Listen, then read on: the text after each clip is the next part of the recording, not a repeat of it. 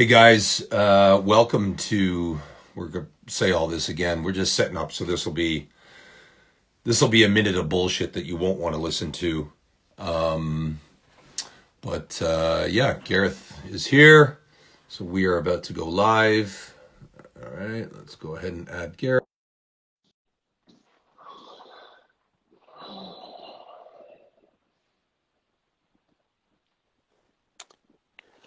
Yo, yo, what's going Oh, on? hang on. Or, or, hold Sorry, on. Or,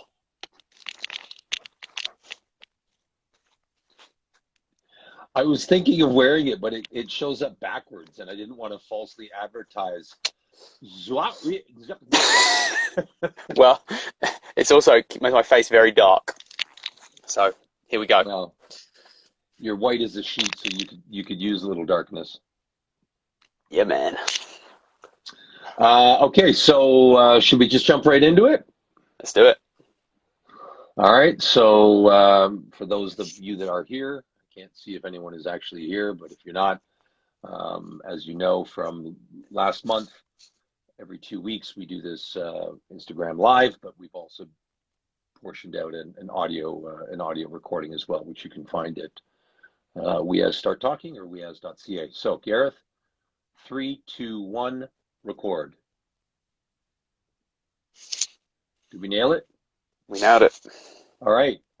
So here we go for this week's We As Start Talking Live. And as always, I am joined by my brother and Gareth Knock. How you doing tonight, bud? What's going on? I getting a little interference over here, but I think Well, we're good. that's shocking. Your I know, internet right? connection is usually so bulletproof. Yeah, right.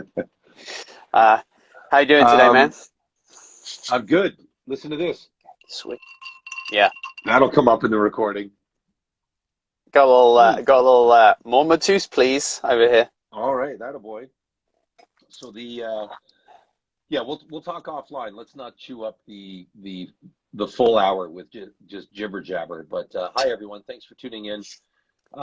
So Jimmy, why don't you tell us what it is that you want to chat about today? Yeah, man. So we're gonna talk about. So you may have already seen this, but the topic for today was all about how in the story of life you can be both the hero and the villain. Now, this is a really interesting topic for me, and actually, 2 weeks ago when we recorded, we did an episode about friendship, and there was quite a raw kind of very cathartic moment for me, and actually, I've been trying to speak to you all day about this actually before we went on, but you'd Have I spoke been about ignoring you? no, no, not all. We played like telephone tennis all day. Um, but what came up for me in that episode, and for any of you that were listening, thank you for being on and listening, or you listened to the audio version. You'll notice we had a conversation about when we first kind of met and this relationship and how it was. There were some kind of fractures in it, and Carl had used the term, that about how maybe I was his hero in some elements and some kind of aspects of life, kind of how he saw it. Um, and I guess you also touched on how I was the villain in that too, and how there was some things that kind of hit you pretty hard in the way I would talk, and maybe it was a little condescending, and we spoke about how we tried to kind of balance or I tried to kind of balance the disconnect in our personalities maybe. And it just got me thinking a lot, and I slept on it and I thought about it for a few days, and it really rung true for me that you can be you can how you live your life, you can be the villain and the hero in that through separate people's eyes. So somebody might be Hmm. looking in saying I'm the hero to them, someone else might be looking in and I'm the villain. But I realized that you can also be the hero and the villain to the same person, much Yep. like I was to you. And that's kind of where it's just kind of been sitting there and bubbling, and we didn't like kind of flush out that topic that much before we jumped on this live, but that's kind of where my brain's been sitting in that topic, and it was just kind of, I felt like it needed some more legs to it.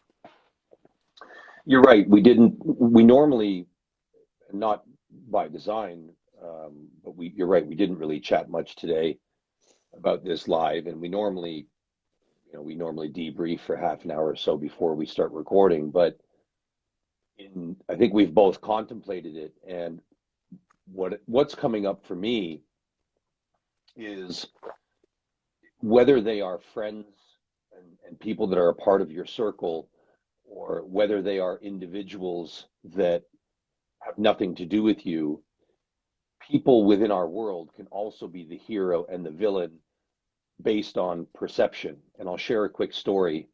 So every day I pick Maxim up, I pick my son up from school. And we're very fortunate. We just live a couple hundred meters away. So I walk there, and there's a bench at the top of a hill in the park that we live in on. Sorry, I don't live in a park.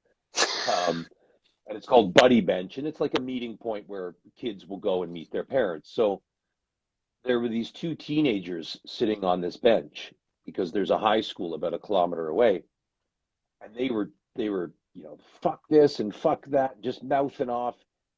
And at that moment, they were very villainous, and I was starting to get a little bit upset because these are two teenagers sitting in a, like, son's school only goes to grade 8, so they're surrounded by kids in kindergarten, grade 1, 2. And at that very moment, these two young boys who are students from my son's school, had to be 5, came running up, and they were the older brothers of these two students. So in that moment, they went to almost becoming heroes. So it made me think, are we really talking about heroes and villains? Or is this an even more macro, if that's possible, even more macro conversation? And really, are what we're talking about, Gareth, is how we perceive people, and how we quickly want to attach, or we quickly want to categorize people, because it's like we need to understand which group they fall into in order to manage that relationship, whether it's a long-standing relationship or just seeing somebody from across the park. It's like we need to be able to figure them out and put them into a section so that our brains can work with it. And I guess what I'm challenging within myself is, how do we prevent the need to categorize people, to make them heroic or villainous? And how do we just accept people for whether they are or are not positive in our life? Capiche? Yeah, I think it's it's really interesting. Perspective is such an interesting topic, and like you said, how we perceive others and how they perceive us, and it's so it's such a I understand why some people, including myself, would be paralyzed by the enormity of it. Because imagine for a second that you are doing something, acting a certain way, or just going about your life or whatever, just everyday things, and you have to be. It becomes so macro because there's so many people. Like, think about, you live in a busy city. Um, all the people that see you, experience you. It's the barista at the coffee shop. It's the person selling a newspaper. It's the front desk person at the office you work in. It's every client you speak to on the phone. Whatever it is, every single person. There's so many little bits of the puzzle that you almost have to be aware of, or you at least have to create an awareness through maybe their perception. And I guess that's where we get paralyzed, because it's such an enormity. So I guess I love what you're saying, and I guess my fear or my paralysis of that is, how do we deal with that when it's such a macro, such an enormity? I didn't really answer or give you anything back to but that's what I was thinking, so I was going to say it anyway. Well, but I guess maybe as big a subject as it is, maybe it in fact really only has to do with one, and that's you or me or any individual. Maybe we overcomplicate trying to categorize people because of our own self-worth and our own insecurities and our own need to categorize people. Whereas if we were truly, deeply, and profoundly in love with ourselves, and we're confident and our self-worth was off the charts, would you really give a fuck whether someone was heroic or villainous? Like, you wouldn't feel that need, or at least I don't think you would, because clearly I'm not there. But I don't think you would feel that need to understand whether somebody fit into that nice box or that nice box. I think you would just live your life and be the best version of yourself, regardless of what other people were doing. Yeah, so two things. Yes, I agree. I think what we're saying is if you can know yourself and your values and you just show up, and we speak about this all the time, just showing up as the best version of yourself, or doing you unapologetically. If I did that and you did that and everyone else did that, would we just be more, I think we would be more accepting. So I think we're saying the same thing. Absolutely. Yeah. And it's true, right? Like if you think about judgment, we judge when we judge somebody, it's typically something that we're struggling with, right? Like I have a real big issue. Like a lot of you have listened to the podcast and these conversations. I had a big struggle with my weight for many, many years, as a kid, as a teenager, and I really struggled to not pass judgment based on a lot of things to do with physical appearance and lifestyle, because it's stuff that eats me up inside every day, and the stuff that I've dealt with a little bit, but not fully dealt with. So I struggle to look around and not pass that judgment, and it's been a real battle for me. So if we were to identify those things and be vulnerable enough to own those things and share those things and work on ourselves in those areas, I think those barriers would just keep coming down and down and down. Yeah, man. And maybe one of the things that we can add to the ongoing journal that is the We as Men, um, the leather bound soon, but maybe one of the things that we can add is what it sounds like to me is, and I agree with you, is that we tend to judge others based on our own internal judgments. So I think what would be a really interesting experiment for you and I, and for anyone that's watching and anyone that's going to be listening when this goes to audio, wouldn't it be a cool experiment to maybe write down on a piece of paper, what are the areas of your life that you feel like you are a hero? And what are the areas of your life where you feel like you are a villain? And for the record, Gareth and I are using those two terms because they represent sort of polar abstracts of each other.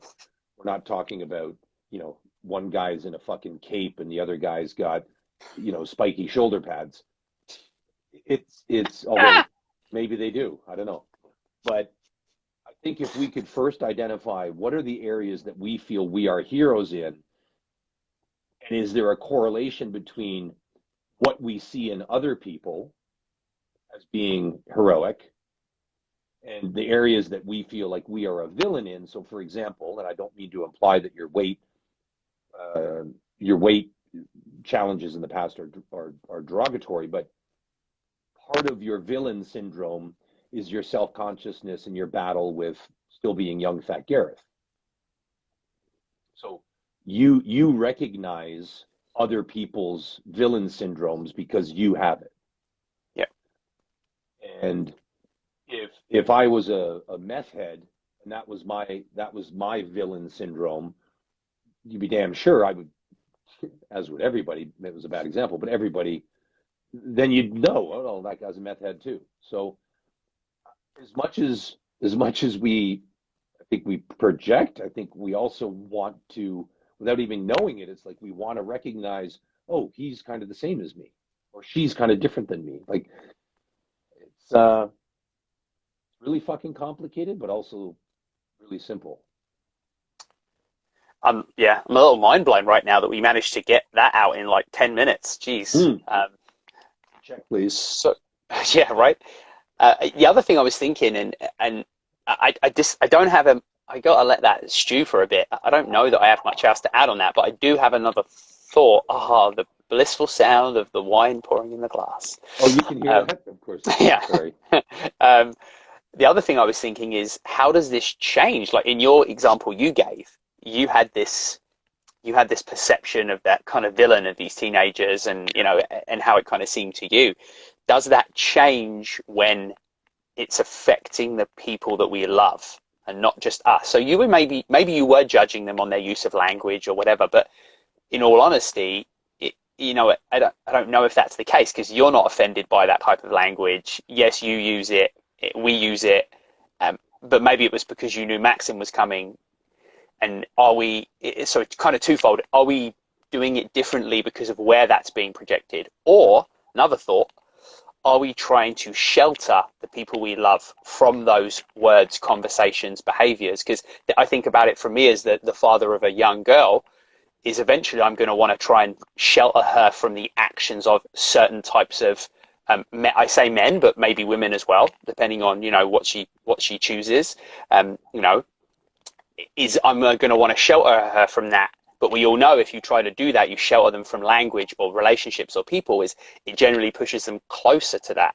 So I think the point I'm trying to make is, are we inadvertently trying to shelter him from hearing that type of language, for example? And I don't know if that's the case, but actually what we should do is maybe let him experience it and then take the time to educate him as to why that is not something appropriate for a young boy to use. And if you did use it, you know, you wouldn't use it directed at anybody. You'd use it, you know. And I think the same with the relationship. Maybe I have to educate maybe Harley to, these are the kind of people, you know, this is not the kind of role model that you want to, you know, see, you know, these are not the things I want in a role model, and these are the things you want in a partner. But we probably lean on trying to shelter people we love from those things, as opposed to letting them experience it and learning from it. Yes, and arguably, I think you touched on it. Arguably, we use the word shelter because you and I are both dads, so we'll keep it in that context. But we use the word shelter, but in fact, really what we're doing is it's almost like we're drawing arrows on the sidewalk pointing in the other direction. You try to shelter your children, you're probably creating an allergy to the thing you're sheltering. Like they're going to be drawn to it. Right? So I think we have to be really careful with that, and perhaps all that we can do, and we'll use children as a great metaphor because, as you and I have talked about many times in the past, they are our echo. They're a mirror version of us. Maybe all we can do for ourselves and for those that we love and for complete fucking strangers is you just got to try to stay somewhere down the middle, be as pragmatic and as neutral as you can, try not to form an opinion. There's going to be people that need to have an opinion formed about them. You know, an abusive man or woman, you know, a murderer, or, you know, whatever. You know, certain people require judgment. Certain people need to be judged as villains. But I think one of the things that you and I talked about when we came up with the concept for the show, and we've gotten a little, as we always do, a little bit wonky, because I want to get back to it, is how one individual can have their own self-perception, and that perception may be vastly different than how others around them perceive them. So I'd like your opinion on, what do you think contributes to an individual feeling like a hero when in actuality they are perceived as a villain? Wow. Have fun with that one. Good U-turn. Just pull the brakes on that, eh? So, wow, my thoughts on. So I think I'm just going to throw this. I don't know if this really aligns with exactly what you're saying, but I feel like it's to do with living in alignment. So when I feel like a hero, it's when I nail things and I feel like I'm living in alignment. So if I'm on a work project and it's something that, you know, we all have this thing where, you know, maybe there's certain things in our jobs, in our careers that we aren't our favorite things to do. And then we have the things we really love to do. And sometimes that brings out, for me, it brings out a side of the personality that can be, it's very demanding. It's very, you know, it's taking charge. It's being assertive, things that sometimes I struggle with in other parts of my life. And when I take that and I live in alignment with my purpose, is I feel super present, and I do not care what other people think, even if they are judging me for, you know, whatever it is. I'm not aware. Like, I've got my blinkers on. I'm doing, and I do what I do with purpose, and it's a lot about others, but it's still blinkers towards the macro goal. And there's going to be some people that get left behind, and some people that latch on and, you know, join on for the journey. When I'm having to do things that don't align with me, is is that's where I feel like I'm more hyper aware of what people think. Mm-hmm. And I don't really know if that kind of, I don't know, that was my Yeah. thoughts on it. Well, I feel, in fact, I feel like you, and I wasn't asking for validation. Perhaps we're just spitballing together here. So I think you've just confirmed that the the main difference, and this is with the exception of blatant villains or blatant heroes, a firefighter that runs into a burning building versus, someone that steals senior citizens' milk money. I mean, but with normal people, I think what you're really saying is the differentiator between hero and villain really just roots in self-worth. You will in fact be your own hero or villain. And Garrett, you say this a lot, which I 100% agree with, is this: if the story that you're telling yourself, if if the hub of that story is low self-worth, are you going to show up as a hero or a villain? I believe you would show up as a villain. Think of, bullies or really shitty fucking alpha males or Karens or whatever. I mean, if your self-worth is rooted in deprecation, you're going to be the villain. Whereas, as you said, if you just don't give a shit, if your authenticity and you are your own genuine self, and if the story you're telling yourself is one of high self-worth, you may not do something heroic like run into a burning building, but you are telling yourself the story of a hero. So I think I've just come to understand what we're really talking about is, as always, rooted in the self-worth of the one. Yeah, we said this as well. Funny, we had this conversation probably about 3 months ago about people's who's the we had an agreement stroke disagreement about whose opinion of you is the most important opinion, and you instantly was like Maxim, and I was like, yeah. Nope, it's you. And yes, I agree. It is definitely, it's definitely important. But by the way, without, I love how you, and I remember that walk. You asked me a question, I answered you, and you immediately told me I was wrong. Give me your opinion on this. Here's my opinion. It's wrong. It was like a rhetorical question, and then you just answered it. But it's true, right? We have to be, and maybe those things, maybe the most important people in our surround ourselves are jointly as important, but it starts with us, right? And it's actually interesting. I was listening to I'm a big fan of Brené Brown. So if you haven't heard of her and you haven't checked that out, check her out, because she has some absolutely amazing books and amazing podcast that I listen to. And she's a TEDx speaker. Basically, she's a shame researcher. And we get her on the show? I would love to get her on the show. It might be a bit of a steep ask, but we could try. Come on. Do it. I believe in you. You can do it. Thank you. But yeah, so she researches shame and vulnerability, and she talks about how, we can only, I was literally listening to a book of hers today while I was walking this morning, and it's about how we can only love as much as we love ourselves. Right. And so that's why your opinion of yourself is the most important thing. If you want to be the best version of yourself, you need to we all know that we could do with more love in this world and less hate.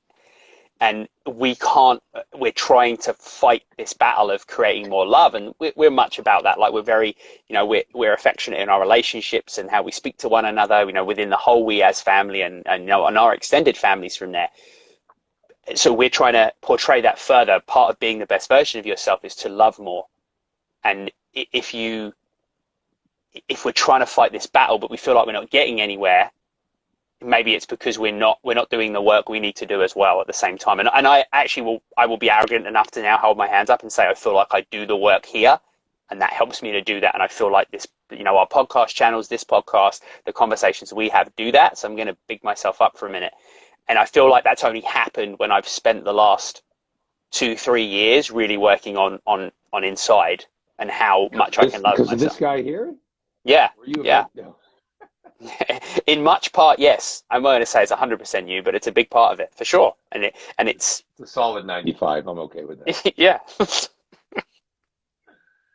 I just had a thought, and I actually had two thoughts. So the first thing, and I wrote it down because I didn't want to forget. So if we, I think we agreed, I don't want to assume, but if we agree that hero versus villain is deeply rooted, if not exclusively rooted, in self-worth. High self-worth equals hero, low self-worth equals villain. We're grossly oversimplifying it, but just I love Aaliyah's comment. Say that again for those in the back. So if we agree that low self-worth equals villain, is it conceivable, and it won't always be easy, but is it conceivable that instead of approaching the villains in our lives or the villainous side of ourselves as individuals, instead of approaching the villain in our lives or the villains within ourselves with, as I did to those cursing teenagers, with some disdain and anger and instant fucking judgment, should we not? Jesus Christ, we're two-thirds, two-fifths of the we as family. If we can't do it, who can? But should we not approach villains with empathy? Because if we acknowledge that the villain syndrome exists because of low self-worth, then shouldn't we be empathetic towards people with low self-worth? And we as part of the community, shouldn't we try and help raise their self-worth as opposed to categorizing them, judging them, and shunning them? Because we talk a lot about be the best version of yourself, and I think in most cases you and I are having those conversations, and those conversations happening around the world in 70 countries. We talk a lot, but I think the assumption would be we're dealing with some moderately emotionally functional people. I don't think our audience is villains, but maybe it should be. And maybe it is, and maybe it is because of so many variables. 70 countries around the world. There's culture, there's politics, there's so many things out there that maybe our audience is the villain, depending on the lens you view it through. I don't get anywhere near enough hate mail. No, right? Yes. Anyway, to answer your question, yes, we have to meet it with empathy as the best we can. And here's why. Think about it like this. Let's say that we see someone down on their luck. There's someone that's homeless. They're on the streets. And I would say our typical reaction is, in that environment, whether we say it or we actually physically do it, but all of our actions around that would typically lean on, oh, I'm so sorry for, you having to be on the streets and not have a home, and showing sympathy, which doesn't help people, because I think when you show them sympathy, that doesn't help them. What I think would be a better approach, possibly. You need to say something. I do. Do you believe that when members of the general public, you perhaps an exception, do you believe that when members of the general public walk past a homeless person, that they sympathetically say to themselves, my gosh, I'm so sorry that you have to spend the night on the streets and that you don't have anything to eat? You believe that? Because if you do, you have way more faith in humanity than I do. I think I do, but I think it's I think when I say what I'm going to say, it's going to make sense. So they're sympathetic. Oh, I couldn't imagine, having to live on the street and not have anything. Like, it's that kind of sympathy. And the reason I say that is, yes, I think that's how people do it, but I think it is condescending sympathy. And what I was going to say is, if we met that with, hey, you know what? Here's $5. Here's a cup of coffee. You know what? I know what it's like to be down on my luck. I know what it's like for life to suck sometimes. Can I be in with it? I remember you saying this to me once, years and years ago, just maybe just sit down and have a conversation with that person and show a little bit of, you know what, I'm in it with you. Like, I get it. It sucks. Like, I haven't been homeless, but I've had some pretty rough times, like many people have. And I know what it's like to be down on your luck, to not have any money, to be worrying about paying the rent next month. Like, I've had those times, and, they maybe had those times one step further than I did. But rather than saying, oh, they're there, I couldn't imagine, being evicted from my home and living on the streets. Like, that is going to push that person further into shame. So we want to try and lift them out of that. Yeah, I think that's a fantastic example. I wish we led with that. So I wonder if we did, and this might be an interesting, maybe in the spring Gareth and I, we talked about taking the We As Start Talking live on the road and actually going out and basically cornering members of the public, and coercing them into showing up on our videos and our podcasts. But it'd be an interesting little, I don't know how you'd set up the controls, but it'd be an interesting experiment to try and understand those that looked at a homeless, let me change that word, those that perceived a homeless person as a villain, lazy, dirty, wants to take advantage of the system, probably a criminal or an addict. What, on a scale of 1 to 10, what is their self-worth, right? And those that had, and I would use the word empathy probably, but those that had genuine, deep-rooted some empathy and actually maybe took the time to buy them a bagel, have a conversation, get to know them, but perhaps more importantly, just interpersonally, didn't immediately leap to judgment, my guess would be they have a high self-worth. So yeah, self-worth, and you and I talked a lot about this, I think when I was a guest on your podcast, when we talked a lot about the lens, right? The lens that we use to view life. Really what we're saying is the lens that you view life through is going to alter your perception of fucking everything, particularly the people that you're looking at. Yeah. It's like front and center, right? Yeah, it's really interesting. And you know what? This is definitely somewhere that I have grown personally, and I will put my hands up to my amazing wife for showing me that and role modeling that to not only me but to our daughter as well, as how you can drop all your barriers and you can just be there with someone regardless of their situation and regardless of what you could judge or what society could put the sunglasses over and give you a lens to view the world through. It would be cynical as hell.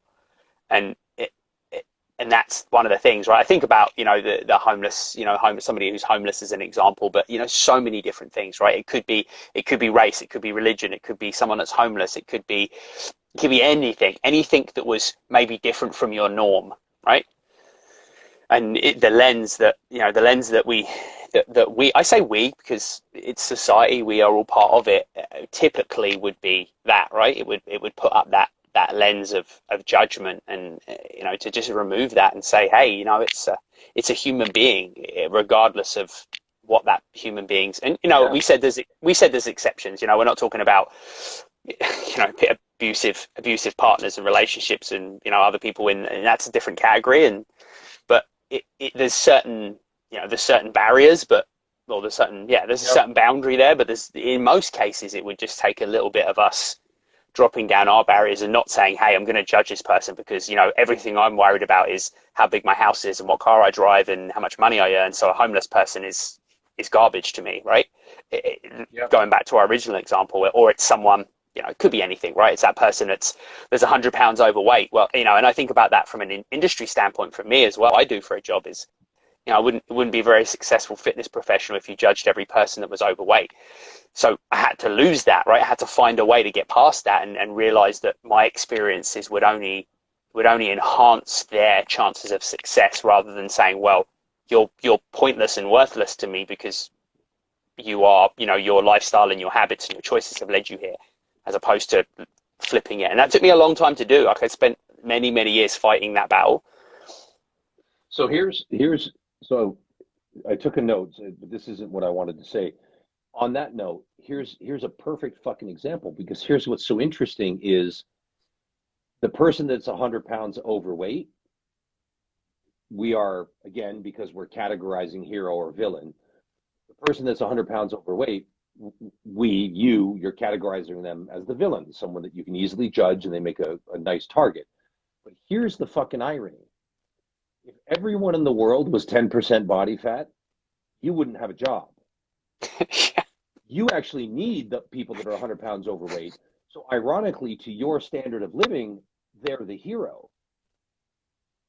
Because without them, if everyone looked like you and was as mobile as you and as cardiovascularly fit as you and as athletic as you think there'd be a single fucking employed personal trainer on the planet? No. So it's interesting that you use that example, because the same person that you would vilify, in fact, has probably puts food on your table to some degree. Yeah, absolutely. And that's that battle, right? There was that internal struggle that I had, and it resulted in me not showing up as the best version of myself. And it took me so many years. Like, let's be clear, look, we're not on there hosting this podcast and, you know, controlling this conversation out to the world because we're perfect. We're in it with you. And we spoke about empathy and how we can empathize with what everyone feels. Like, you log on these lives, you listen to these podcasts, like, we get it. Like, we feel it. We have those struggles too, and in whatever they are. And, you know, it can be affecting your job and your career and how much money you make, because you may be avoiding your ability, like you said, to make money, right? To push away what is your paycheck, essentially. Yeah.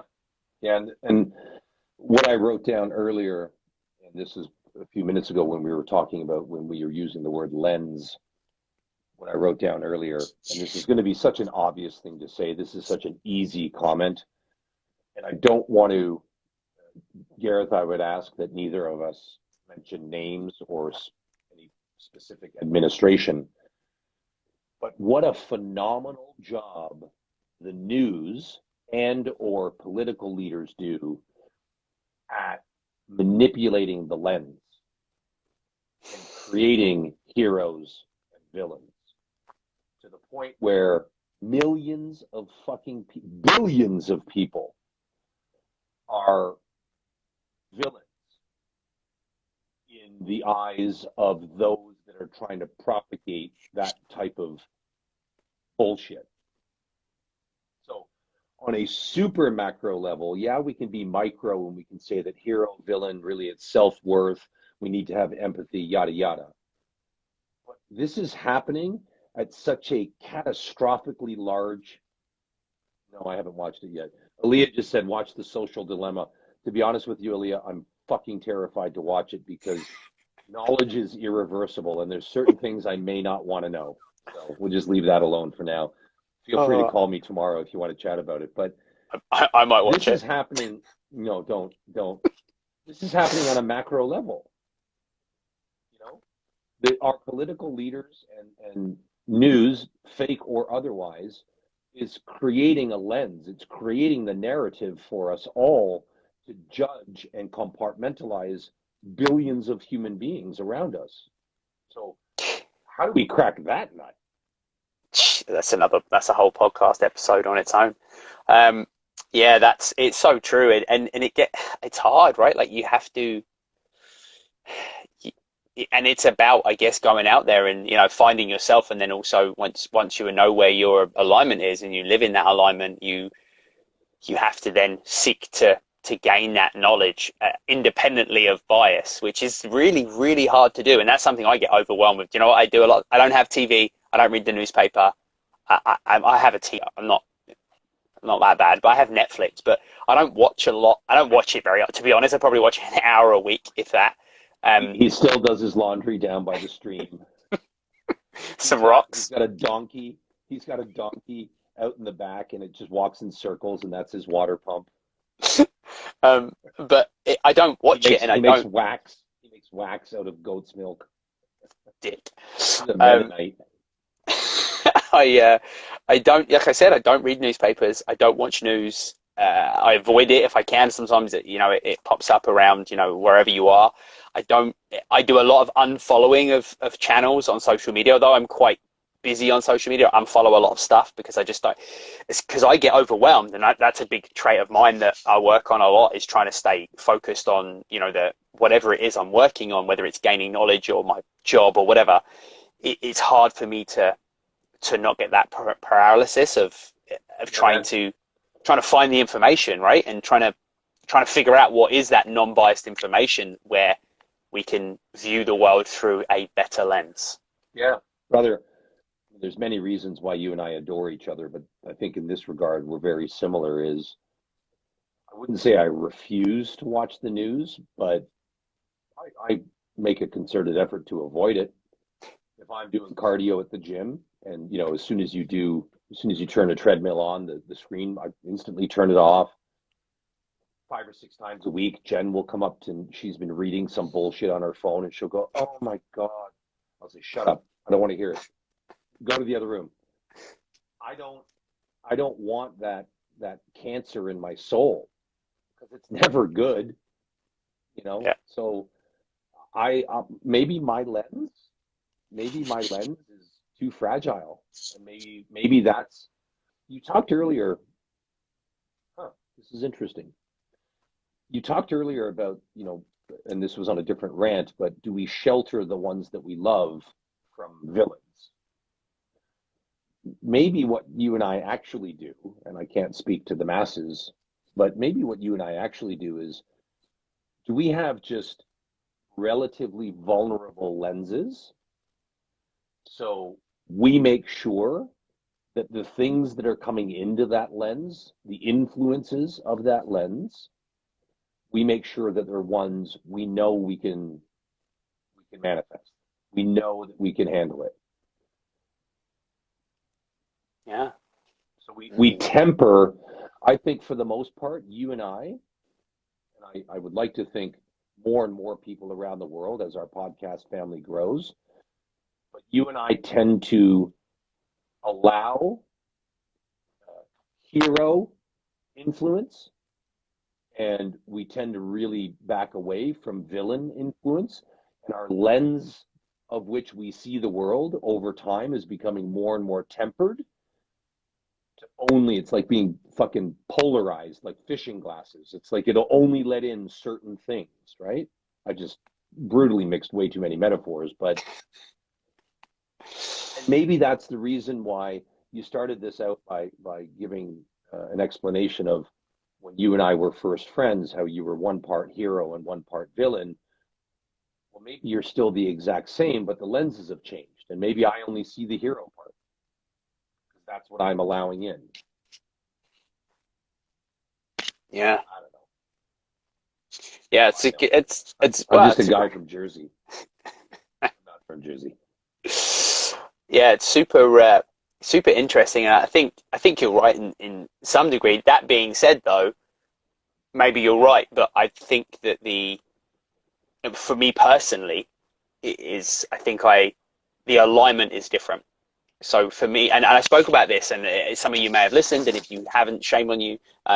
Go back and listen to my episode this week with Mel Levenberg, and she spoke a lot about living in alignment and how she kind of manages the world of running a business and being an entrepreneur, and how has to kind of show up. She has a big kind of social media, following and influence. And I spoke about how do you not let that stuff impact you, the negativity or the positivity, etc. And she just said it's about living in alignment. And it's about living, and when you live in that alignment, you will inevitably, and my thought on it is that's one point, and my second point is the more we live in alignment, the more hero we are. And there will be people that... Sorry, I would say most people don't know what that means, and I'm one of them. I don't know what the fuck you're saying. Live in alignment.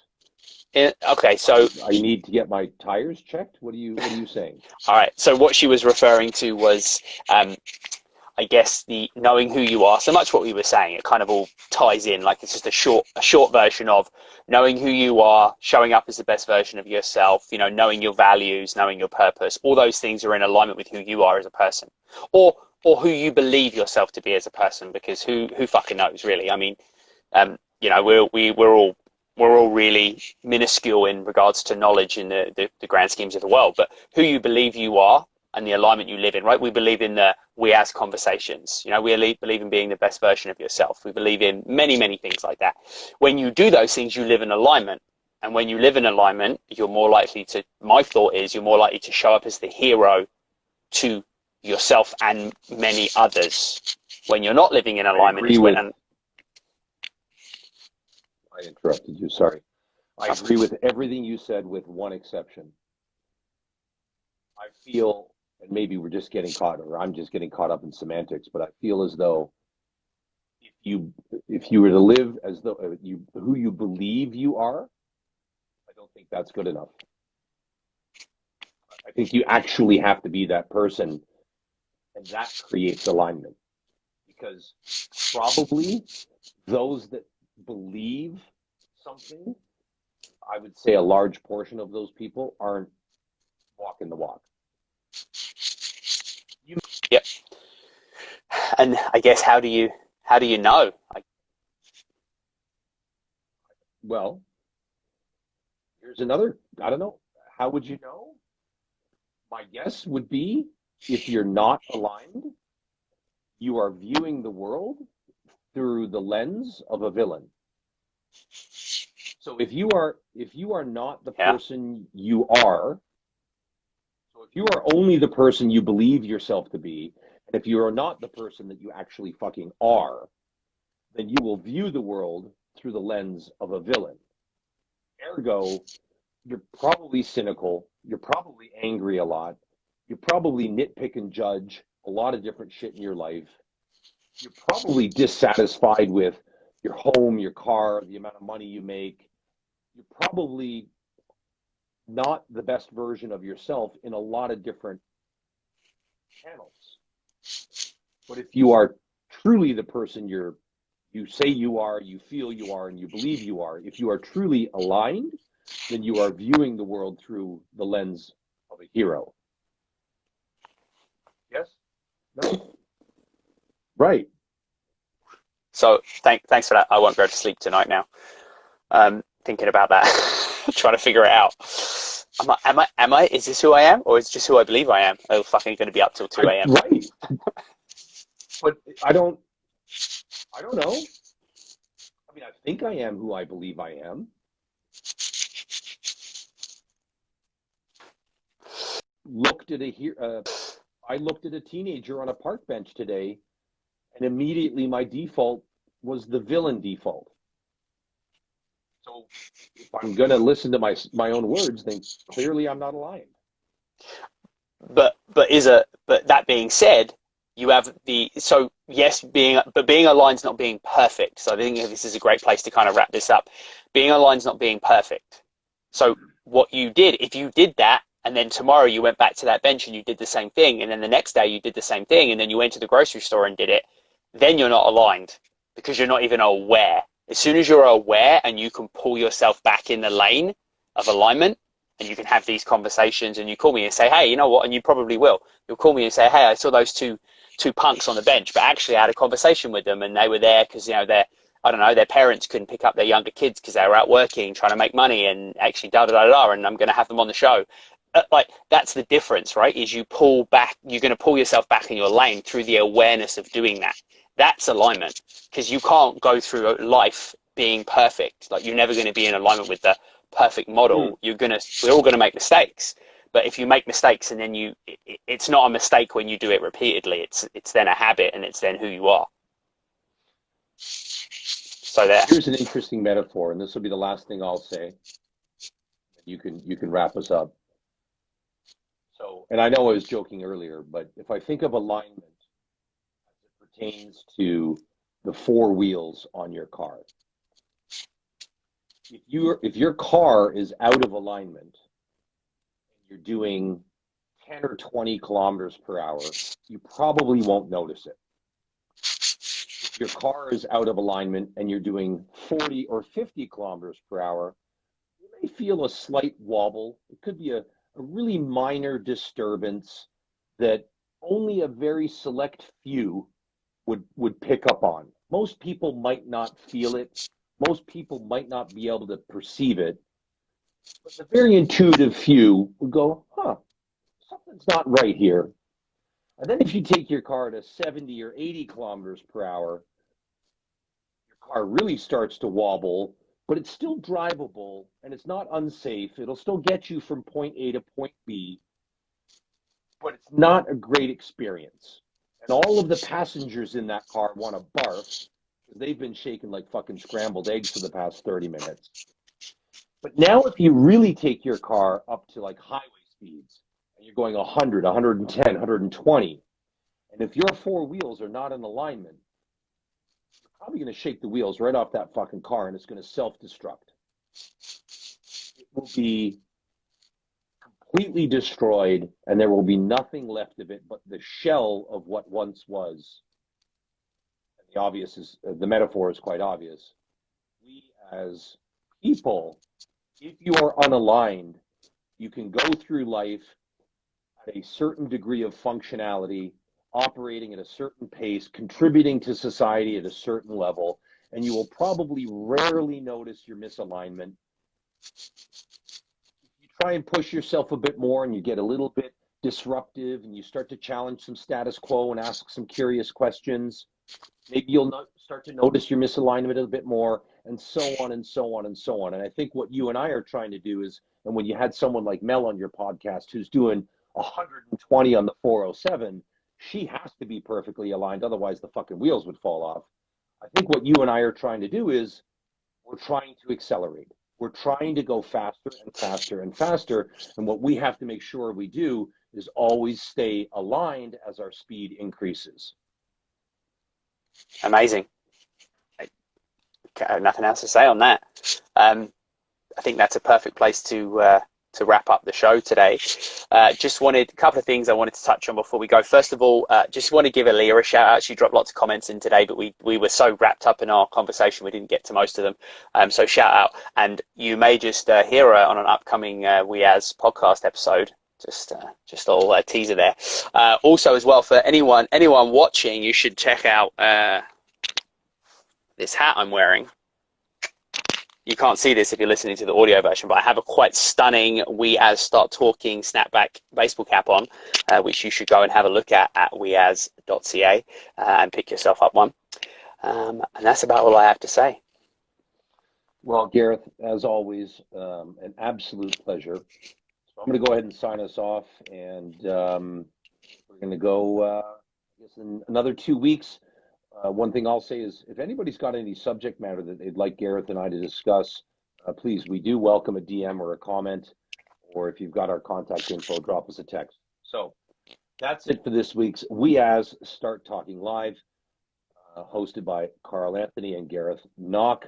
Please feel free to check out We As Men, We As Dads, We As Women, We As Difference Makers, available on all podcast platforms. That's it, brother. Love and peace to everyone. We are out for now. See ya.